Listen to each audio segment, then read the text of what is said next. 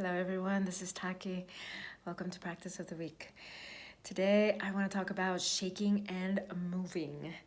This is actually a very traditional, ancient way of moving energy, whether that's to activate Kundalini energy or to move through emotions, stagnations, whatever. It's been used for millennia.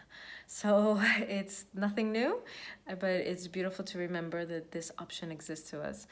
Osho created the Osho Kundalini meditation out of this, where first you shake for 15 minutes and then you move in any way that feels right for 15 minutes. Then you sit in silence for 15 minutes and then you lay down in silence and observe for 15 minutes. So that's Osho dynamic. And one of his followers, Varesh, at Humaniversity, he designed the Sacred Earth meditation, another active meditation, which actually inverts that you start by moving and then you go into shaking. So moving 7.5 minutes, shaking 7.5 minutes, moving, and like that. It's 3 rounds of moving, shaking, moving, shaking, moving, shaking, and then laying down and integrating. So the truth is, it doesn't matter whether you start with moving or shaking. There are people who have different beliefs or different preferences, but the truth is that whatever works for you is perfect for you in that moment. You can download the music from osho.com or from Spotify or YouTube for Osho Dynamic and have that in the background, and it's going to be timed, and if you want to explore that. Or you can also download Sacred Earth meditation from Varesh or Humaniversity, also online, and explore that. Or you can just put your own music, whatever moves you, touches you. It's not about going on a high. It's about being present with whatever is and about moving energy. So there's a whole video that I did about shaking. You're welcome to watch that, listen to that. That goes much deeper into the whole art of shaking.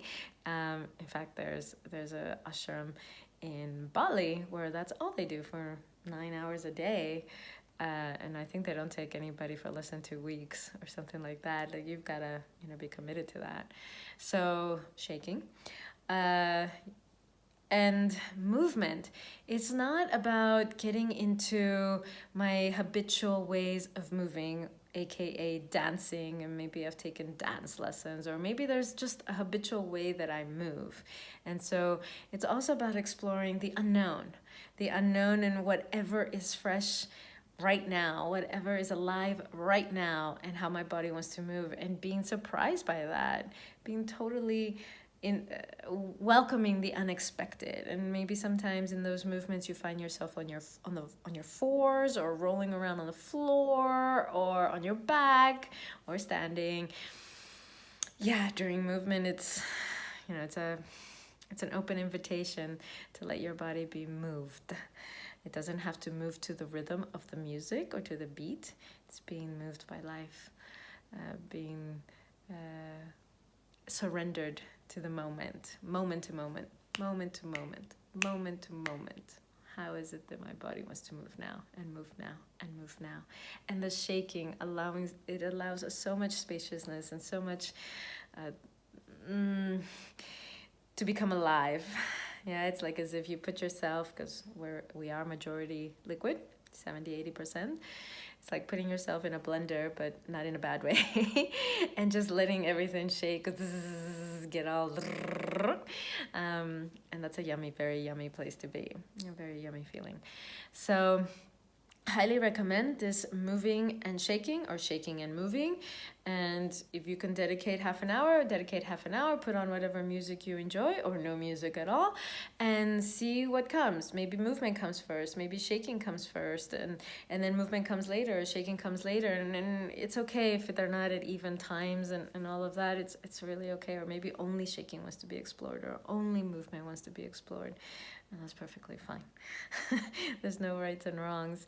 It's just being open to both of these, the shaking and the moving, naturally and spontaneously, as it arises from your body instead of your mind or conditioning or lessons or rhythm of a music or something like that. So highly, highly recommended practice of shaking, moving, or moving, shaking. However much time you've got, enjoy it. And then allow yourself after that to go into a yin space. Most people practice a lot of yang, and then they don't really appreciate the yin space. And so much gold, so many treasures can come through from the yin of sitting or laying down in silence, in non-doing, just being and observing. So it's not, okay, now I get to sleep time. It's what's alive in the non-doing, what happens, and incredible breakthroughs, understandings, creativity, or just simply being able to observe, you know, the little, I don't know, little cells on your left cheek, in their activeness, are, of course, communing with God, or with nothingness, or with the One. So don't miss out on the yin. 10 minutes, 15 minutes, depending how much time you've spent with yang. But highly, highly recommended for the not only integration, but for the insights that it will bring, and for the balance of yin and yang. So that's the practice of the week. I hope it supports you. I welcome your feedback, your comments, questions, anything that's there. And also if this is something you're into, I'd love to hear from you and how it supports you. Thank you for joining me today.